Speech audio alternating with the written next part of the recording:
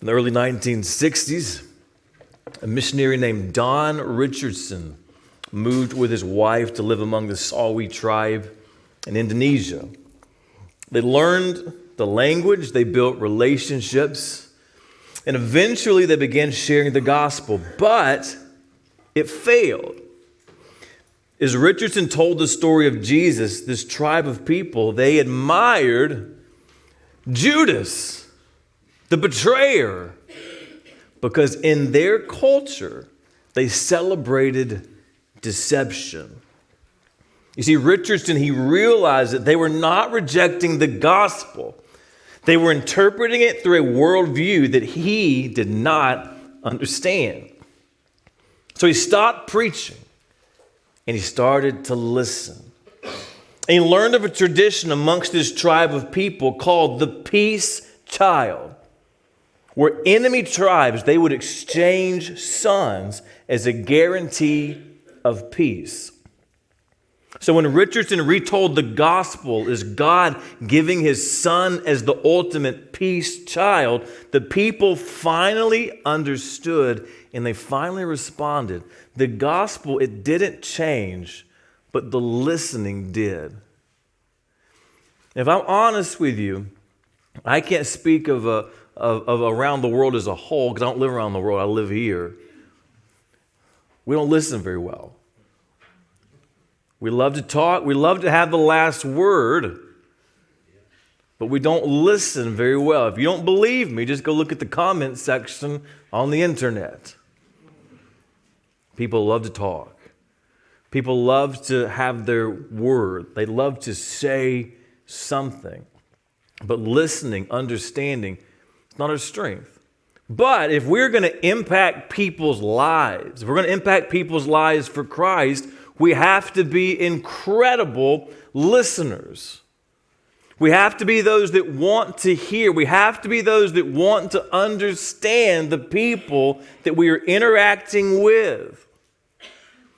And if we aren't willing to listen, we don't have much to say. And Paul gives us an example of this in Acts chapter 17. If you have your Bibles, turn to Acts chapter 17. We're going to be in verses 16 through 23 today. And Paul gives us this example of being a listener. Look at verse 16. Acts 17, verse 16. Now, while Paul was waiting for them in Athens, his spirit was provoked within him as he saw that the city was full of idols. So he reasoned in the synagogue with the Jews and the devout persons, and in the marketplace every day with those who happened to be there. Some of the Epicurean and Stoic philosophers also conversed with Paul, and some said, "What does this babbler wish to say?" And others said, "He seems to be a preacher of foreign divinities, because he was preaching Jesus and the resurrection." And they took him and brought him to Areopagus, saying, "May we know what this new teaching is that you are presenting? For you bring some strange things to our ears. We wish to know, therefore, what these things mean." Now all the Athenians and the foreigners who lived there would spend their time in nothing except telling or hearing something new. So Paul, standing in the midst of Areopagus, said, "Men of Athens, I perceive that in every way you are very religious. For as I passed along and observed the objects of your worship, I found also an altar with this inscription, 'To the unknown God.' What therefore you worship is unknown, this I proclaim to you." If you're taking notes, the first thing I want you to notice is this. I want you to notice the prompt. Notice the prompt. And right there in verse 16, if you look back, it says, while Paul was waiting for them in Athens, his spirit was provoked within him as he saw the foreign idols. All this place, it was full of idols. So again, he's in this place, he's in Athens.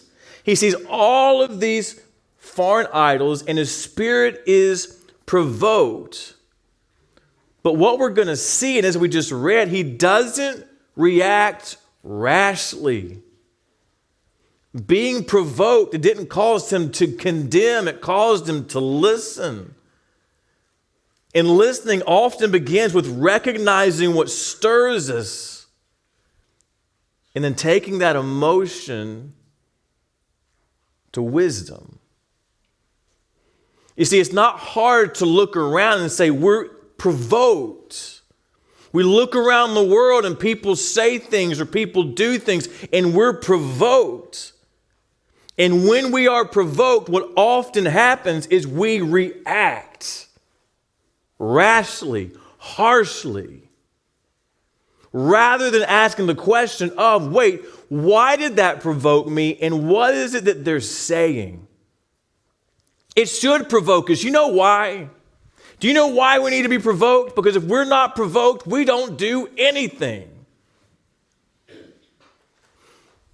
And so instead of being provoked and reacting harshly, we provoke and say, why did that do something and stir something within me? And as Paul sees here, well, they're full of idols. He was provoked because there was something wrong. There's a problem. They were rejecting the one true God. So he didn't go in there waving his finger and saying, you bunch of dummies. How dare you? You're all going to hell. You don't know anything. Instead, he said, I need to understand what's going on here. I need to understand these people. So, church, I need to understand something. You're going to be provoked. Accept it. Just like we teach our children, being provoked doesn't mean you get to react however you want. And we would do good to take our own advice as parents. Grow up a little bit. We don't react. We don't let that being provoked take us to this place of, well, I'm going to tell you. Instead, it should drive us to say, wait, I need to understand what they're thinking. I need to understand why they think that. And if I'm going to understand that, I need to listen to them. I need to know them. So Paul was provoked. You and I, we will be provoked. Go and accept it. It's a matter of, do you allow that to take you to a place of wisdom? Or do you allow it to take you to a place of foolishness? The second thing that we see here from Paul is I want you to notice the reasonableness. Notice the reasonableness. Right there in verse 7, it tells us, he reasoned in the synagogue with the Jews and the devout persons and in the marketplace every day with those who happened to be there. He just reasoned with people in the synagogue, in the marketplace. Again, he wasn't fighting people. He was dialoguing with people. Listening, it guided his conviction and it allowed him to meet people where they already were. We need to be those that are reasonable. We need to be those that are willing to listen. You know why? I don't want to talk to unreasonable people. They don't interest me, they give me a headache, and they're annoying, quite honestly. And so even if it's someone that is a different viewpoint or the same viewpoint of me, if they're unreasonable, there's nothing I can do because you're not willing to listen, even if I'm willing to listen. So Christians, we need to be the most reasonable people on the planet. But often we're not. We're unreasonable. We're silly. We wander off into silly things.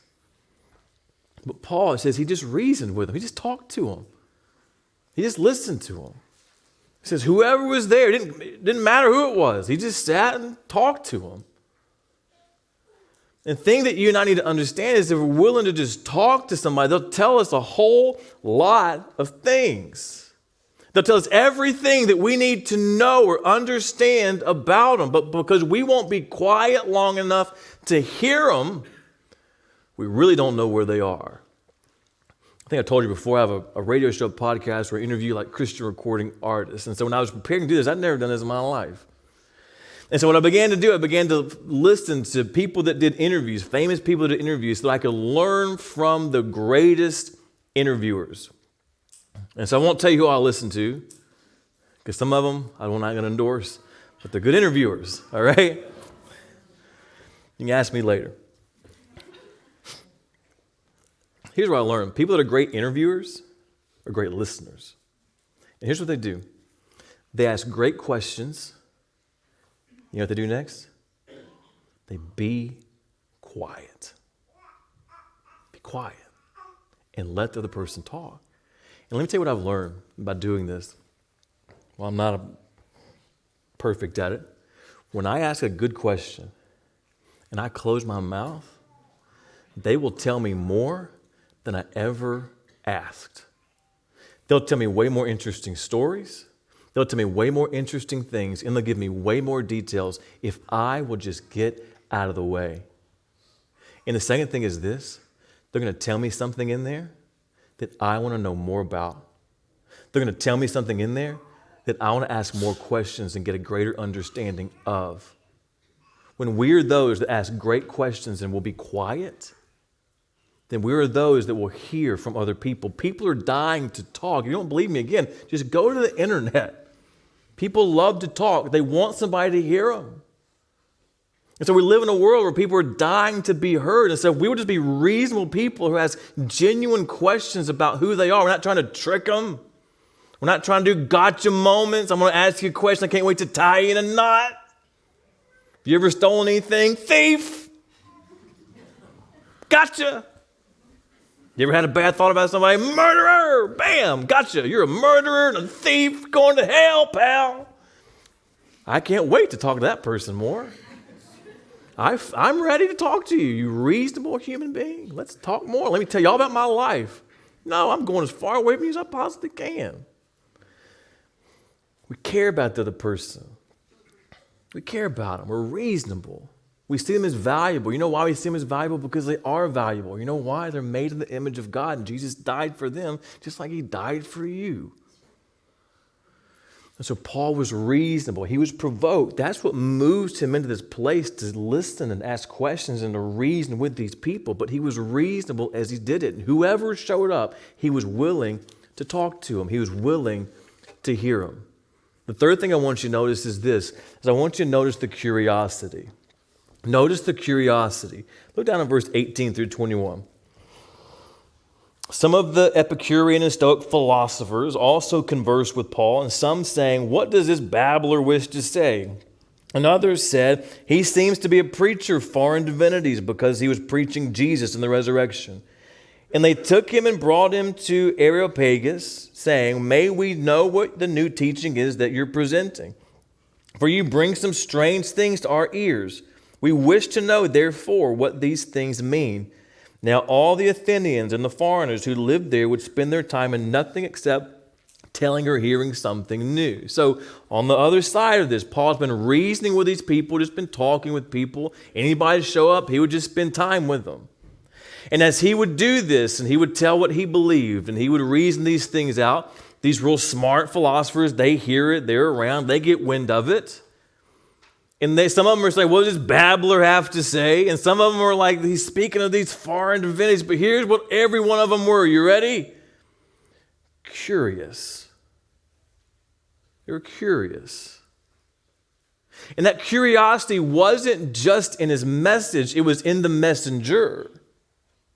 It was the way that he carried himself, the way that he reasoned, the way that he talked to people. To the point where they said, you know what? Some of us think you're nuts, and some of us just want to know more about this stuff that you believe because we're just curious in general. So can we kind of bring you to this place of learning? Will you just kind of talk to us? We just want to hear about it. We just want to hear more about what you have to say, even though a lot of us don't even believe it or think it makes any sense. And so we did. What we have to understand is we should live our lives in a way where we're reasonable people that people want to be around us. Will they hear enough about our lives and who we are and what guides our lives? Where they're curious. They're curious. And they say, will you just tell me more of why you're the way that you are? You're reasonable. You have real convictions. They seem to guide the way that you live your life. They seem to change the way that you live your life. Can I just hear more about that? They went to him. He didn't corner them in Exxon parking lot. He lived his life in a way where they said, we want you to come to us. We want to hear more of what you have to say. And if you were to read this full text, he didn't be like, and you jerks that called me babblers, get out. I'm not interested in you. I don't want to hear anything from you. He just knew they're curious.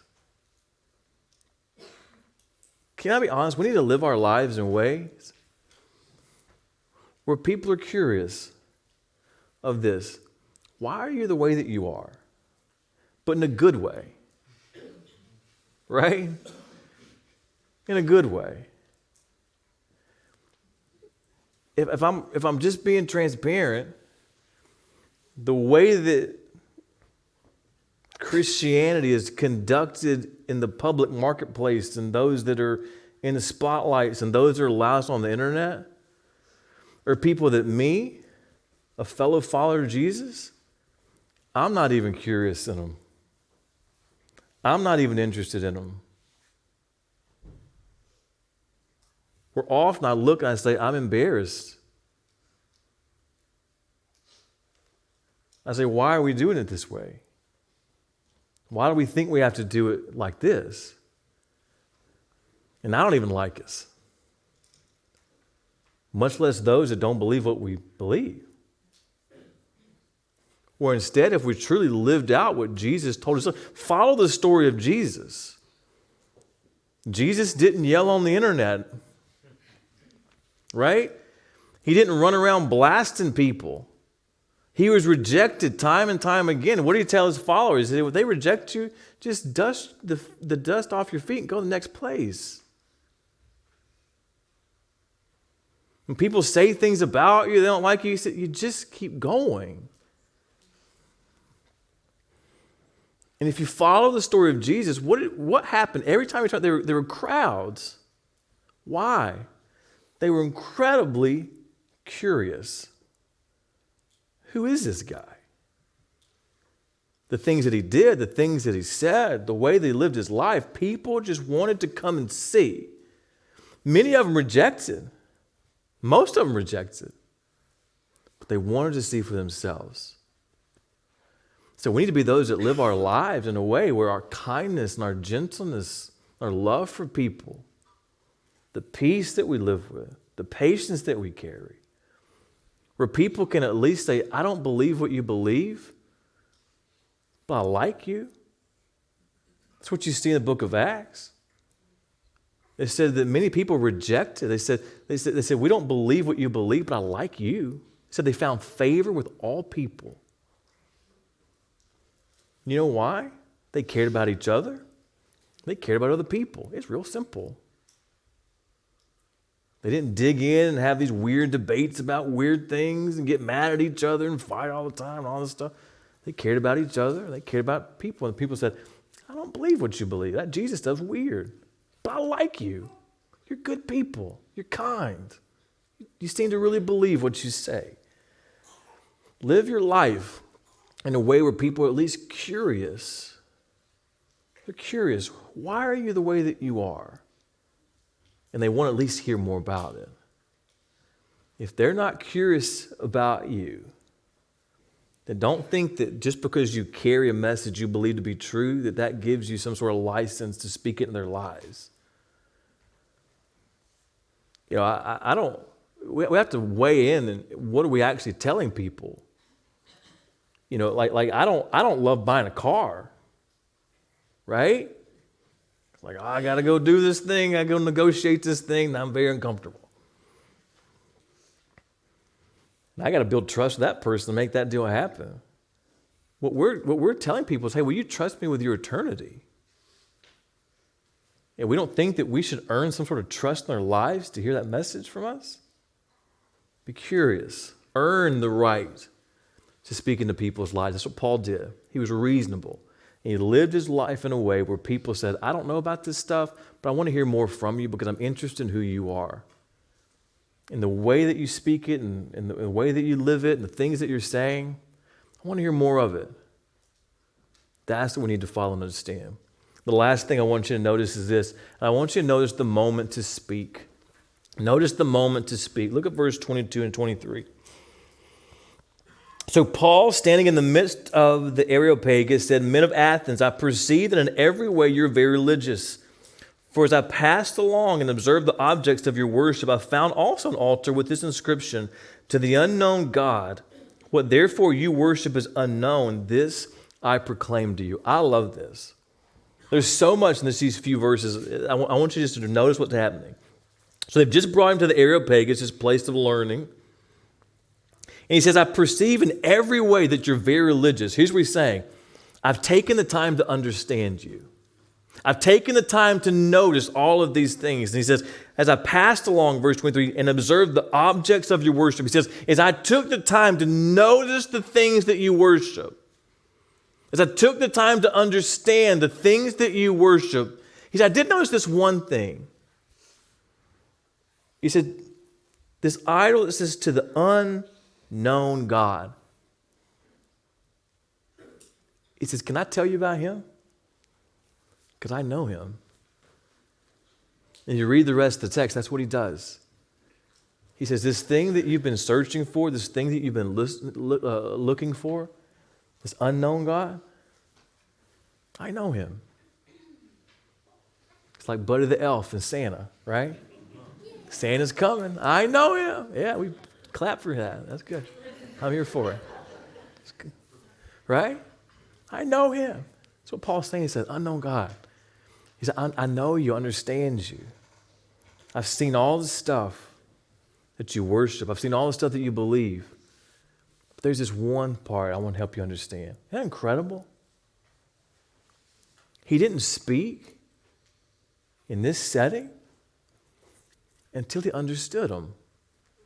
You know why? Because he knew if they don't think I understand them, if they don't think I know anything, they're not going to listen. We've got to be those that are great listeners. We've got to be those that are interested. And what makes us great listeners and makes us interested is to view the people that we interact with as valuable. And understanding that no matter what they think, no matter what they believe, they're valuable because of who they are. There's someone that's created in the image of God, and there's someone that Jesus died for. They're incredibly valuable. Yeah, but they think this. Doesn't matter what they think. Yeah, but they believe this. Doesn't matter. But they said this. Big whoop. Who cares? Who are they? Because everything that they say that provokes you is God saying, will you listen and understand why they think that, or why they believe that, or why they say that? Because if you'll understand why, then you can meet them where they are, and you can take me to them in that place. But we never get past the surface, face value. They say something we don't like, we're provoked, we react. They do something we don't like, we're provoked, we react. They believe something we don't like, we're provoked, we react. We have to flip it. You're going to be provoked. People are going to say weird things. People are going to do weird things. People are going to be weird things. So when we're provoked, we say, why did that provoke me? There's a reason. And you say, well, they believe something that's against Jesus. All right. Why? What's their story? How did they get to that place? They hate God. Okay. Why? I'll tell a quick story. Years ago, there was this guy, a lady, girl, woman, I don't know. I'm getting that point in my life, my age, where it's like, I don't know, that girl, woman, I don't know, you know. It's a girl, I guess, woman. She was married. She was 20-something, 30, I don't know. She's friends with my wife, right? Very young, super young, you know. And she came to church by herself. And she would talk about her husband and her husband Adam. And he was a self-proclaimed atheist. And so the wife would come, week in, week out. She was at church. She was close to my wife, Lindsay. There came this point in time where Adam began to come to church some. He was around some. He had nothing in common. He could build things with his hands, I can't. And so, to be honest with you, really didn't have any interest in spending time with him. And Lindsay, she would say, hey, you need to spend some time with this guy. I don't want to spend time with him. She's like, you need to do it. And it's a conversation. And so, next thing you know, my son Rylan and their daughter about the same age. So next thing you know, I'm going to like kids' birthday parties that I don't want to be at, right? Just to try to be nice and be nice to this guy. He's atheist and all this kind of stuff. And the next thing you know, it's like we're going to end up at dinner, with family. And then we're doing like game nights. And it progresses to the point where what his wife had told us, she said, if you try to like share Jesus with him, it ain't happening. He's going to shut it down real fast. And so I settled in my heart, like, that's fine, I ain't going to bring it up. And so we're like 2 years into this thing. We're going on family vacations together. He's at church every week. And I've never asked him anything about Jesus, ever. I just spent time with him. And I remember one night he sends me a text. He said, hey, can we meet for dinner one night this week? Some of you have heard from me. I've led more people to Jesus over pizza than I ever have from a pulpit or a stage. I promise you that. And it's not even close. And he said, could you meet me for dinner? And we go to a pizza place. And this wasn't a normal thing where we're like, you want to go meet for dinner? It's very abnormal. I said, yeah, man. And so we go to this place and we're sitting, we're talking. And his wife is signing him up to go on a mission trip. She was out of control. And it was the type of trip he could go on and be fine. He wasn't going to be in a weird spot or anything, even if someone didn't believe. And we were sitting across the table. He said, I need to tell you something. He said, she signed me up for this mission trip, but I need you to know something. I don't believe this stuff. And I had to pretend like I didn't know. I was like, and I said, okay. And we just began to talk. You know what I learned? It's not he didn't believe in God. He was mad at him. He was mad at him. He had some stuff happen in his life with the one person in his life that was a believer, a follower of Jesus. The one person in his life that was a believer other than his wife. His grandmother, basically a mom figure to him. Some real stuff, bad stuff had happened to her. And she passed away. And he said, I just don't see how a God that's any good, if she loved him, could let that happen to her. He wasn't an atheist. He was just mad. And I get it. So we talked that night. And we fast forward and he ends up going on the mission trip. And it wasn't that long from there. And the Sunday, I remember this, the Sunday after we got back from the mission trip, at the church that day, he professed Jesus. I remember going to lunch from that day. I said, what put you over the edge, man? Like, what finally got you to this place? He said, when we were on that mission trip, there's a 16-year-old kid named Ryan that went. He says, you called on him to pray before dinner. And I just thought to myself, I think I'm overthinking this. And I was like, that's it? Like, that's the thing? That kid's an idiot, It wasn't something profound that I said. No. And here's what I learned through all this. That's what I'll tell you. Is if I wouldn't have, against what I wanted to do, given in and started going to kid birthday parties, I never would have got to know this dude. And God can do whatever he wants to do. For whatever reason, he was using me in that time. And if I tried to force my conversation on him, you need to understand, he would have shut me off. Instead, I said, yeah, God can do what he wants to do. So I'll just trust him. So through game nights, birthday parties, and vacations, I earned the trust of this guy for him to tell me why he thought what he thought. And that is the path that took him to Jesus. And Jesus God reminded me that last little bit, calling that kid to praise, what did it? He reminded me of this. He said, listen, dude, I don't need you. I don't need you. But I'm glad you're here with me on the ride. And so as you go into this next week, Nate last week gave the challenge of who do you need to begin to pray for? Who are the people in your life? Who are the people that you need to begin to seek out and say, I don't know what they believe, or I know what they believe and it's not good. And what do you need to do to listen to them? To begin to hear their story. Because their story is going to tell you everything you need to know about where they are. And once you know where they are, you know how to walk with them to get them where they go, where they need to be. If you want to be somebody that God uses greatly, you're going to have to close your mouth. And you're going to have to listen. And when you find yourself provoked, that's not a license to react. It's a prompting. He said, you feel that? Why do they think that? I need you to notice it.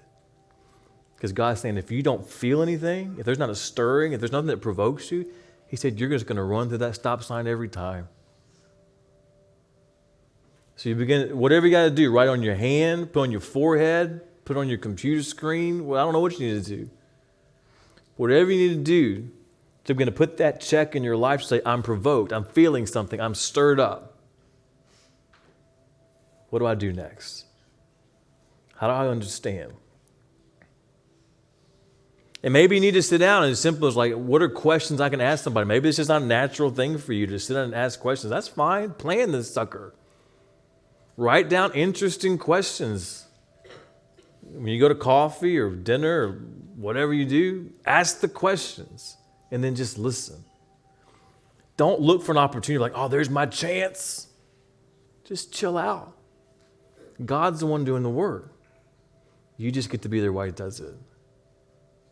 So whatever you need to do to be a great listener, understand if you're not a great listener, how God's going to use you will be very limited. Not because he doesn't want to, because he can't. We pray for him. We listen to understand. And once we understand, then we know how to respond. My challenge, write it down. How are you going to do this? What's it look like for you? And who's the first person you're going to listen to this week?